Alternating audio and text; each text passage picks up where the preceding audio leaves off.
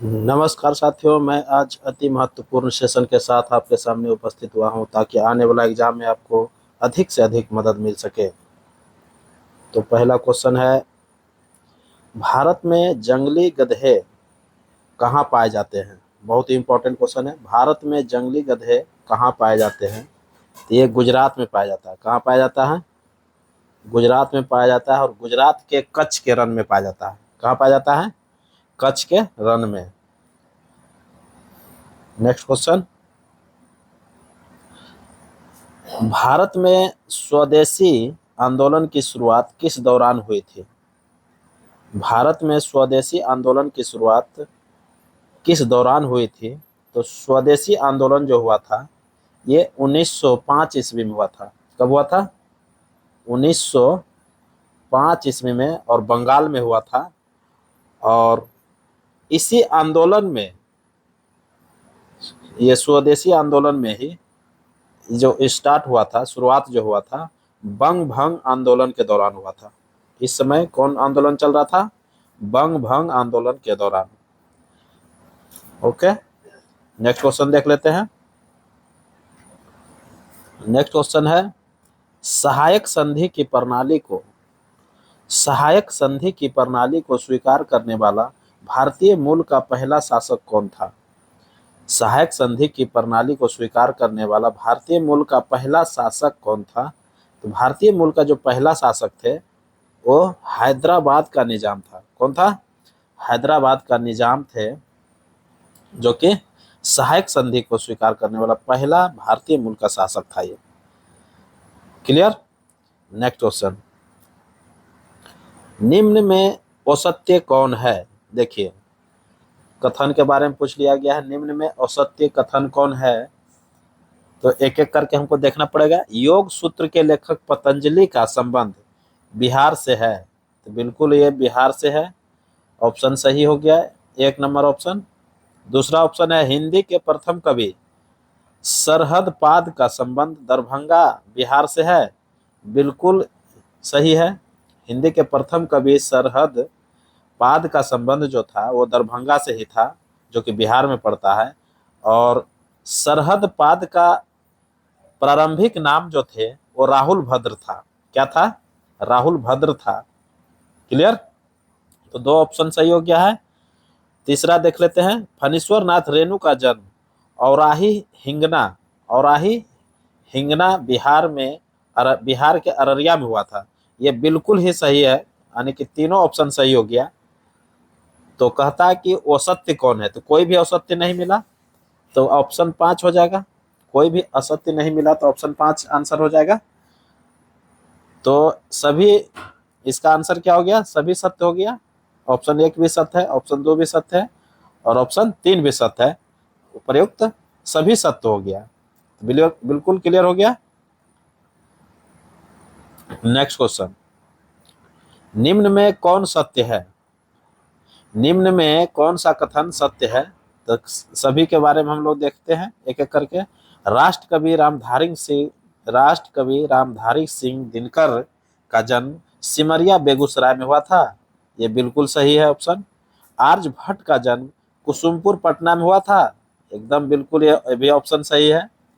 आर्यभट्ट का जन्म जो हुआ था कुसुमपुर पटना में हुआ था, और इनका जन्म जो हुआ था 5वीं सदी में हुआ था। आर्यभट्ट का जन्म कब हुआ था? 5वीं सदी में हुआ था। तीसरा ऑप्शन देख लेते हैं, वैद्यनाथ मिश्र यामी का जन्म तरौनी गांव दरभंगा में हुआ था। बिल्कुल ये भी ऑप्शन सही है, तरौनी गांव दरभंगा में ही हुआ था। तो 1911 ईस्वी में इसका जन्म हुआ था, ध्यान में रखिएगा। वैद्यनाथ मिश्र यामी का जन्म जो हुआ था तरौनी गांव में 1911 ईस्वी में हुआ था। ये सभी ऑप्शन सही हो गया। तो कहता है निम्न में से कौन सा कथन सत्य है? तो सभी कथन सत्य है, सभी कथन सत्य हो गया। तो ऑप्शन क्या हो जाएगा? ऑप्शन डी हो जाएगा। उपयुक्त में एक से अधिक सत्य हो गया। नेक्स्ट क्वेश्चन देख लेते हैं। नेक्स्ट क्वेश्चन है, निम्नलिखित में से कौन सा कथन सत्य है? देखिए, बहुत ही इंपॉर्टेंट क्वेश्चन है। कौन सा कथन सत्य है? शेरशाह के समय उपज का 1/3 भाग लगान के रूप में सरकार वसूल करती थी। एकदम बिल्कुल सही है ऑप्शन ये। सरकार जो शेरशाह के समय जो थे, सरकार जो वसूल करता था उपज का 1/3 भाग लगान के रूप में वसूल करते थे। तो बिल्कुल ये सही है। और शेरशाह के समय ही काबुलियत एवं पट्टा प्रथा का शुरुआत हुआ था। तो ध्यान में रखिएगा, शेरशाह के समय क्या हुआ था, काबुलियत एवं पट्टा प्रथा का शुरुआत हुआ था। और शेरशाही पाटलिपुत्रा का नाम बदल करके पटना रखा था। तो क्लियर हो गया होगा, क्लियर। नेक्स्ट ऑप्शन देखते हैं। ने अलाउद्दीन खिलजी ने भूराजस्व की दर को बढ़ाकर, ये अलाउद्दीन खिलजी है, ध्यान में रखिएगा, अलाउद्दीन ने भूराजस्व की दर को बढ़ाकर उपज का 1/2 भाग कर दिया था। एकदम बिल्कुल ऑप्शन ये सही है। अलाउद्दीन खिलजी ने भू राजस्व की दर को बढ़ाकर उपज का 1/2 भाग कर दिया था। एकदम बिल्कुल ऑप्शन सही है। तीसरा ऑप्शन देख लेते हैं। चोल काल में भूमि कर उपज का 1/3 भाग हुआ करता था। एकदम बिल्कुल ऑप्शन ये सही है, यानी कि तीनों ऑप्शन सही हो गया। तो कहता है कि कौन सा कथन सत्य है, तो तीनों कथन सत्य है, अर्थात उपर्युक्त में से एक से अधिक हो जाएगा ऑप्शन। क्लियर, डी हो गया। नेक्स्ट क्वेश्चन देख लेते हैं। आबू धाबी में, बहुत इंपॉर्टेंट क्वेश्चन है, आबू धाबी में अपना पहला शैक्षणिक सत्र, आबू धाबी में, ये आबू धाबी है, ध्यान से देखिएगा, आबू धाबी में अपना पहला शैक्षणिक सत्र 2024-25 में किसने शुरू किया है। 2024-25 में कौन से शुरू किया है, तो ये IIT दिल्ली शुरू किया है। ध्यान में रखिएगा, ऑप्शन क्या हो जाएगा, IIT दिल्ली हो जाएगा। क्लियर। नेक्स्ट क्वेश्चन देख लेते हैं। इंटरनेशनल बुक ऑफ ऑनर, बहुत ही इंपॉर्टेंट क्वेश्चन है। इंटरनेशनल बुक ऑफ ऑनर द्वारा भारत का सबसे ऊंची सुरंग के रूप में किसे मान्यता दे दिया गया है। बहुत ही इंपॉर्टेंट क्वेश्चन है, आने वाला एग्जाम में आपको देखिएगा ये देखने के लिए मिलेगा क्वेश्चन। तो ये सेला सुरंग जो है, सेला सुरंग जो है, यही जो है सेला सुरंग जो है, ये ऑप्शन हो जाएगा, ऑप्शन ए सेला सुरंग। कौन सा ऑप्शन हो जाएगा, सेला सुरंग हो जाएगा। ध्यान में रखिएगा, सेला सुरंग जो है ये कहाँ पड़ता है, अरुणाचल प्रदेश में पड़ता है। ध्यान में रखिएगा, ये भारत का सबसे ऊंची सुरंग के रूप में मान्यता दिया गया है, हाल ही में दे दिया गया है इंटरनेशनल बुक ऑफ ऑनर के द्वारा। क्लियर। Next question. अमेरिका को पछाड़कर भारत का नंबर 1 ट्रेडिंग पार्टनर कौन बन गया है। नंबर 1 ट्रेडिंग पार्टनर जो बन गया है अमेरिका को पछाड़कर, वो चाइना बन गया है। कौन बन गया है, चाइना बन गया है। ऑप्शन ए हो जाएगा। क्लियर। Next question. उबलते जल की तुलना में, बहुत ही इंपॉर्टेंट क्वेश्चन है, उबलते जल की तुलना में भाप से हाथ अधिक जलता है, क्यों। भाप से जो है हाथ अधिक जलता है, इसका कारण क्या है। तो सभी लोग जानते हैं कि इसका जो कारण होता है गुप्त ऊष्मा होता है। क्या होता है, गुप्त ऊष्मा। भाप में जो होता है गुप्त ऊष्मा अत्यधिक होता है। तो ऑप्शन सी हो जाएगा, भाप में गुप्त ऊष्मा अत्यधिक होता है। क्लियर। Next question. गर्म मौसम में, देखिए बहुत ही इंपॉर्टेंट क्वेश्चन, आने वाला आपको एग्जाम में एक एक क्वेश्चन आपको बहुत ही फायदेमंद देगा। गर्म मौसम में पंखा चलने से आराम महसूस होता है, क्योंकि आराम जो महसूस होता है इसका कारण क्या है। तो इसका कारण है कि हमारा पसीना जो होता है तेजी से बाष्पीकृत होता है। गर्म मौसम में क्या करता है, पंखा जब चलता है तो शरीर को क्या होता है, आराम महसूस होता है। इसका रीजन जो है, इसका जो कारण है, वही कारण पूछ रहा है। हमारा पसीना जो है तेजी से क्या होता है, बाष्पीकृत होता है, तेजी से बाष्पीकृत होता है। यही कारण है कि शरीर को आराम महसूस होता है। ऑप्शन सी हो जाएगा। नेक्स्ट क्वेश्चन देख लेते हैं। जल से भरा, देखिए बहुत इंपॉर्टेंट क्वेश्चन, जल से भरा गिलास में तैरता हुआ बर्फ का टुकड़ा जब पिघलता है तो पानी का स्तर क्या होगा। कहता है कि भरा हुआ जल का गिलास है, गिलास भरा हुआ जल से, और उसमें एक बर्फ का टुकड़ा जो है वो क्या कर रहा है, तैर रहा है। तो कहता है जब वो पिघलेगा, बर्फ का टुकड़ा जब पिघलेगा तो पानी का स्तर जो होगा, लेवल जो होगा, वो क्या हो जाएगा, बढ़ेगा कि घटेगा कि वो परिवर्तित रहेगा। तो इसका हम लोग सभी लोग जानते हैं कि क्या हो जाएगा, बर्फ का जो पिघल रहेगा तो वो परिवर्तित रहेगा। क्या रहेगा, वो परिवर्तित रहेगा। ध्यान में रखिएगा, बहुत इंपॉर्टेंट क्वेश्चन है। यानी कि चेंज नहीं होगा, लेवल जो है वही रहेगा। नेक्स्ट क्वेश्चन देखते हैं। दो उत्तरोत्तर श्रृंग, दो उत्तरोत्तर श्रृंग अथवा दो उत्तरोत्तर गर्त के बीच की दूरी को क्या कहते हैं। देखिए बहुत इंपॉर्टेंट क्वेश्चन है। पिछले जब नेक्स्ट प्रीवियस ईयर का जब बीपीएससी का देखिएगा क्वेश्चन तो ये क्वेश्चन मिलेगा। कहता दो उत्तरोत्तर श्रृंग अथवा दो उत्तरोत्तर गर्त के बीच की दूरी को क्या कहते हैं। तो दो उत्तरोत्तर गर्त के बीच की दूरी को क्या बोलते हैं, तरंग दैर्घ्य बोलते हैं। ऑप्शन बी हो जाएगा। नेक्स्ट क्वेश्चन, पसीने का मुख्य उपयोग क्या है। देखिए बहुत इंपॉर्टेंट क्वेश्चन, पसीने का मुख्य उपयोग क्या है। तो शरीर का ताप जो है नियंत्रित रखने में इसका उपयोग होता है, शरीर का ताप नियंत्रित रखने में। तो ऑप्शन बी हो जाएगा। नेक्स्ट क्वेश्चन, ठंडे देशों में, देखिए बहुत इंपॉर्टेंट क्वेश्चन, ठंडे देशों में पारा के स्थान पर अल्कोहल को तापमापी द्रव के रूप में वरीयता दी जाती है। देखिए ठंडे प्रदेश जो होता है, पारा के स्थान पर अल्कोहल को तापमापी द्रव के रूप में वरीयता दी जाती है। क्यों, क्योंकि अल्कोहल का द्रव्यनांक जो होता है वो निम्नतर होता है। क्या होता है, अल्कोहल का द्रव्यनांक निम्नतर होता है। यही कारण है कि ठंडे प्रदेश में पारा के स्थान पर अल्कोहल का यूज होता है। क्लियर, ऑप्शन ए हो जाएगा। नेक्स्ट क्वेश्चन, विजयनगर साम्राज्य की स्थापना किसने किया। बहुत ही इंपॉर्टेंट क्वेश्चन, ये बार बार आपको एग्जाम में देखने के लिए मिलेगा। विजयनगर साम्राज्य की स्थापना किसने किया था। तो हरिहर एवं बुक्का ने किया था। ऑप्शन ए हो जाएगा। और कब क्या था, सभी लोग जान रहे हैं कि 1336 ईस्वी में किया था। क्लियर।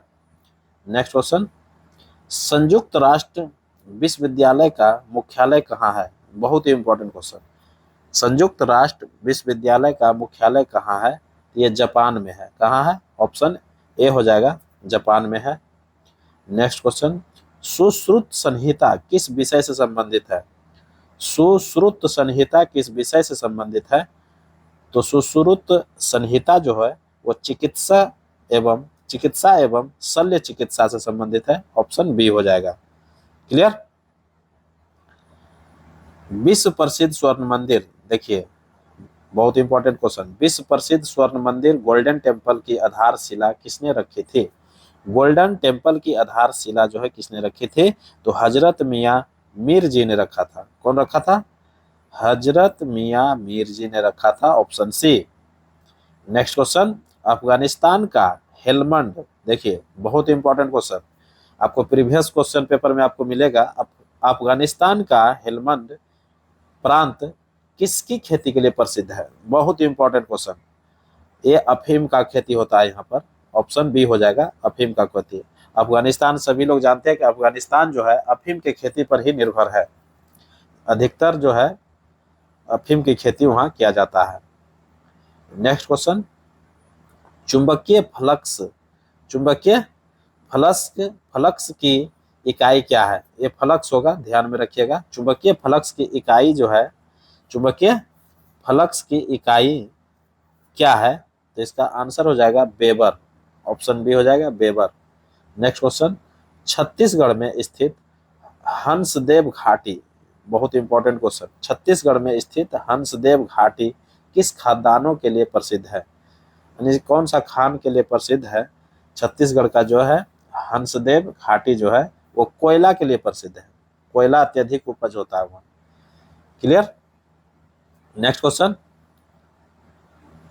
किस शासक का मृत्यु चौगान खेलने के दौरान हुई थी। देखिए बहुत इंपॉर्टेंट क्वेश्चन, किस शासक का मृत्यु चौगान खेलने के दौरान मृत्यु हो गई थी। तो कुतुबुद्दीन ऐबक का मृत्यु हो गया था। सभी लोग जान रहे हैं कि 1206 ईस्वी में इन्होंने क्या किया था, 1206 ईस्वी में दिल्ली पर गुलाम वंश का स्थापना किया था। और इन्होंने 1210 ईस्वी के आसपास इसका मृत्यु हो गया। 1210 ईस्वी में मृत्यु हो गया था चौगान खेलते समय, ध्यान में रखिएगा। ऑप्शन क्या हो जाएगा?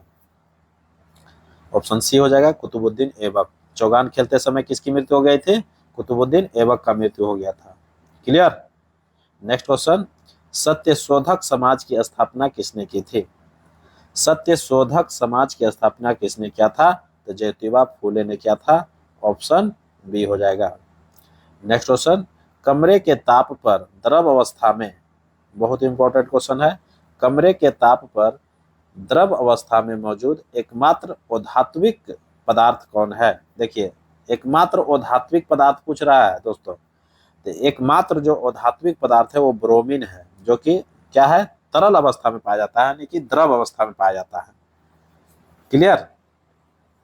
नेक्स्ट क्वेश्चन, मसाई जनजाति कहाँ पाई जाती है? देखिए, बहुत इंपॉर्टेंट क्वेश्चन। मसाई जनजाति जो है केनिया में पाया जाता है। कहाँ पाया जाता है?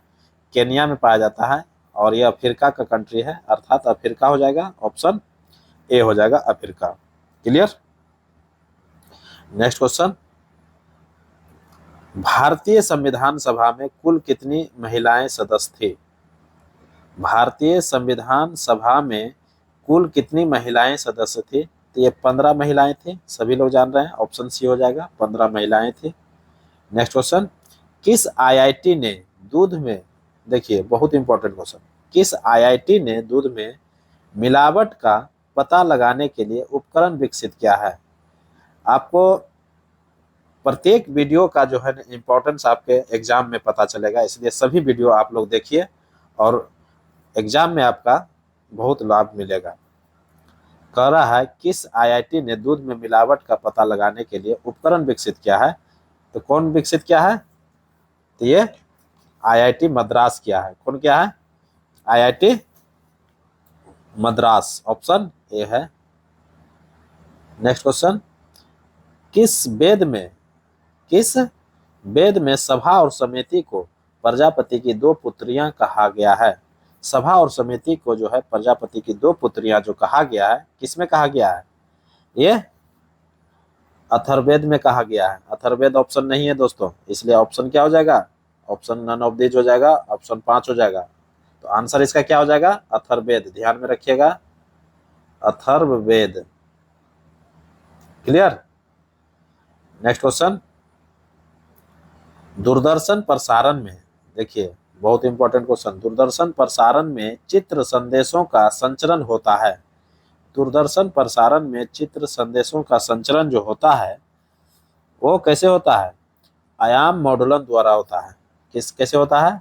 आयाम मॉडुलन के द्वारा होता है। ऑप्शन सी हो जाएगा। नेक्स्ट क्वेश्चन, हाल ही में दुनिया की पहली वैदिक घड़ी कहाँ लगाई गई है? देखिए बहुत इंपॉर्टेंट क्वेश्चन है। हाल ही में दुनिया की पहली वैदिक घड़ी कहाँ लगाई गई है? ये कहाँ लगाया गया है? ये एमपी में लगाया गया है, उज्जैन। ऑप्शन क्या हो जाएगा? ऑप्शन सी हो जाएगा, उज्जैन में लगाया गया है। नेक्स्ट क्वेश्चन,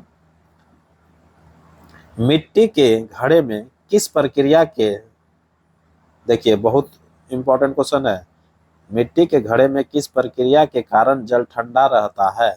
तो जल जो ठंडा रहता है वो बाष्पीकरण क्रिया होता है। क्या होता है? घड़े में जो है बाष्पीकरण की क्रिया होता है, जिसके कारण से जल जो है, घड़े का जल ठंडा रहता है। मिट्टी का जो घड़ा होता है उसमें बाष्पीकरण की क्रिया क्या होती है? अत्यधिक रहती है। क्लियर। नेक्स्ट क्वेश्चन, हाल ही में विश्व के सबसे ऊंचे प्रतिस्पर्धा स्विमिंग पूल, ये फूल लिखा गया है दोस्तों, इसको पूल कर लीजिएगा आप लोग, ध्यान में रखिएगा। ये क्या हो जाएगा? पूल है। प्रतिस्पर्धा स्विमिंग पूल का उद्घाटन कहाँ हुआ है? जो प्रतिस्पर्धा पूल जो है वो उद्घाटन कहाँ हुआ है? ये भूटान में हुआ है। ऑप्शन सी हो जाएगा, भूटान। क्लियर। तो हाल ही में विश्व का सबसे ऊंचा प्रतिस्पर्धा स्विमिंग पूल जो है वो कहाँ उद्घाटन हुआ है? भूटान में हुआ है। नेक्स्ट क्वेश्चन, रेफ्रिजरेटर में खाद्य पदार्थों को ताजा रखने हेतु सुरक्षित तापमान कितना होना चाहिए? रेफ्रिजरेटर में जो खाद्य पदार्थ को ताजा रखते हैं हम लोग, तो उसके लिए सुरक्षित तापमान क्या है? तो उसके लिए सुरक्षित तापमान जो है वो 4 डिग्री सी है। ऑप्शन क्या हो जाएगा? 4 डिग्री सी। ऑप्शन 2 हो जाएगा, बी हो जाएगा। क्लियर? नेक्स्ट क्वेश्चन, कितने डिग्री पर, देखिए ये क्वेश्चन बार बार आपको एग्जाम में देखने के लिए मिलेगा। कितने डिग्री पर सेंटीग्रेड एवं फ़ारेनहाइट तापक्रम समान होते हैं? सेंटीग्रेड एवं फ़ारेनहाइट तापक्रम क्या होता है? समान होता है। तो ऑप्शन क्या हो जाएगा? ऑप्शन बी हो जाएगा, -40 degree. -40 degree. Clear? Next question और अंतिम क्वेश्चन है ये। कह रहा है क्वेश्चन कि तेज हवा वाली रात्रि में ओस नहीं बनती है क्योंकि, देखिए बहुत इंपॉर्टेंट क्वेश्चन है। तेज हवा जब चलती है तो क्या होता है? बाष्पीकरण की दर तेज हो जाती है। ध्यान में रखिएगा दोस्तों, जब तेज हवा होती है तो उसमें बाष्पीकरण की दर क्या हो जाता है? तेज हो जाता है। यही कारण है कि रात्रि में होता है कि वो क्या कहता है? ओस नहीं बन पाता है। ऑप्शन सी हो जाएगा। क्लियर? तो हमें इसी के साथ अब इजाज़त दीजिए। एक नए वीडियो के साथ मैं पुनः आपके सामने उपस्थित होऊंगा। तब तक के लिए पढ़िए और आने वाला एग्जाम के लिए आपको तैयार रहने के लिए प्रयासरत रहिए। Thank you. जय हिंद।